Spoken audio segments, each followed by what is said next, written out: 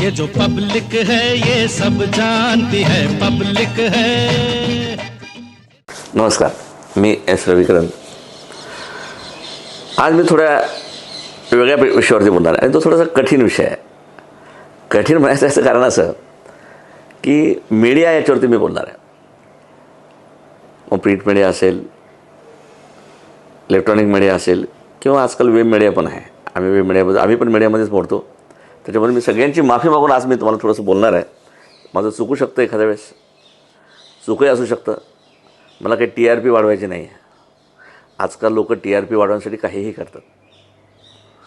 एक सकाळी 9 वाजता भोंगा वाजतो, नाव घ्यायला हरकत नाही, संजय राऊत बोलतात. संजय राऊतने कधीही पॉझिटिव्ह बोललेलं नाहीत. त्याच्यावरती ते उठतात. मग शिंदे शिवसेनेला काहीतरी विचारतील. मग त्यांनी जर उलटं बोललं तर नितेश राणेकडे जाऊन विचारतील, तिथून निघतील. मग देवेंद्रजीकडे जाऊन बोलतील, तिथून निघतील. कधी शरद पवारांना बोलतील. आणि त्याच्यावरती अख्खा मीडिया अख्खा दिवसभर तो TV चालू असतो. ज्यावेळेस आपण एकाची प्रतिक्रिया दुसऱ्याची प्रतिक्रिया जेव्हा विचारतो तेव्हा आपण काय म्हणतो, याने याला टोला दिला, याने याला झाडलं, असे बरेच विशेषण लावतो. आणि ते विशेषण लावून टोला, मारणं, झोडपलं, हे असे जे शब्द आहेत हे वापरायचं कारण काय? इथे काय मारामारी होणार आहे? इथे काय भांडणं होणार आहेत?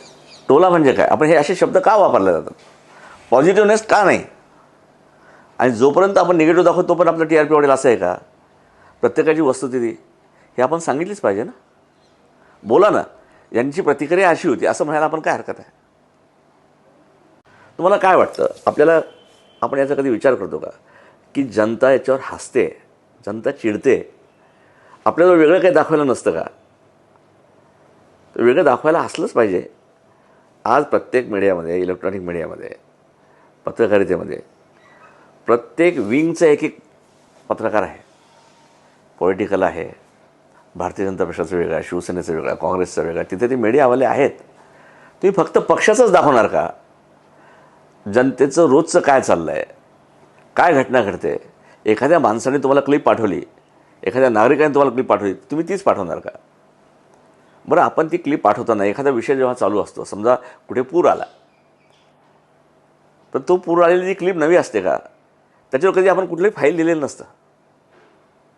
मला हात जोडून मी माफी मागतो तुमच्या सगळ्यांची. या देशाची घटना जेव्हा लिहिल्या गेली आणि ही देश 4 स्तंभावर उभा होता. तो आहे पहिला लेजिस्लेटिव्ह, दुसरा होता ब्युरोक्रेसी, तिसरा ज्युडिशरी आणि चौथा आहे मीडिया. या 4 खांबावरती ही घटना नाही तर हा देशाची व्यवस्थापन आहे असं त्या घटनेत म्हटलेलं आहे. मग असं का म्हटलं की सत्यता, परिस्थिती आहे, ती परिस्थिती ती मांडणे, आपण सत्यता मांडणे, खोटं नरेटिव्ह करणे नाही. आज मीडियामध्ये एखाद्या गोष्टीचं कोर्टात केस चालू आहे तर वकील काय बोलणार आहे तिथून आपणच सुरुवात करतो. त्याचा निकाल काय लागू शकतो याचे निकालही आपणच देऊन टाकतो. अहो, जनता बोलते, याच्यात काहीतरी दुरुस्ती झाली पाहिजे. आपण स्वतःची जाहिरात करतोय का? आपण जाहिरात करत नाही आहे. चौथा स्तंभ आहे या देशाचा, हा चौथा स्तंभ आहे. चौथा स्तंभ म्हटला जातो मीडियाला. प्रिंट मीडिया जेव्हा आपण एखादं वर्तमानपत्र छापतो, त्या वर्तमानपत्रामध्ये त्यांना खोटे छापता येत नाही, आहे ती परिस्थिती लावावी लागते. त्यात चुकीचं कुठलंच म्हटलं जात नाही. लोक काय बोलले ते लिहिलं जातात. इलेक्ट्रॉनिक मीडियापेक्षा प्रिंट मीडिया थोडं वेगळं असतं. परंतु इलेक्ट्रॉनिक मीडिया हा खालच्या स्तरापर्यंत गेलेला असतो. जातीबद्दल भांडणं जर होत असतील तर आपलं काम काय आहे? हे भांडणं सुरू करणं आहे की हे भांडण थांबवणं आहे? फक्त TRP साठी मी ह्या समाजाचा आहे, मी म्हणणं भांडा तुम्ही, पण हे योग्य आहे का? या देशात काय चाललेलं आहे? हा देश जर एकसंघ राहायचा असेल तर सगळ्यात मोठा पाठ हा मीडियाचा आहे. आणि मीडिया जर या पद्धतीने वागत असेल तर हे कदापि शक्य नाही. आपण हे करताना, विचार करताना, लिहिताना, बोलताना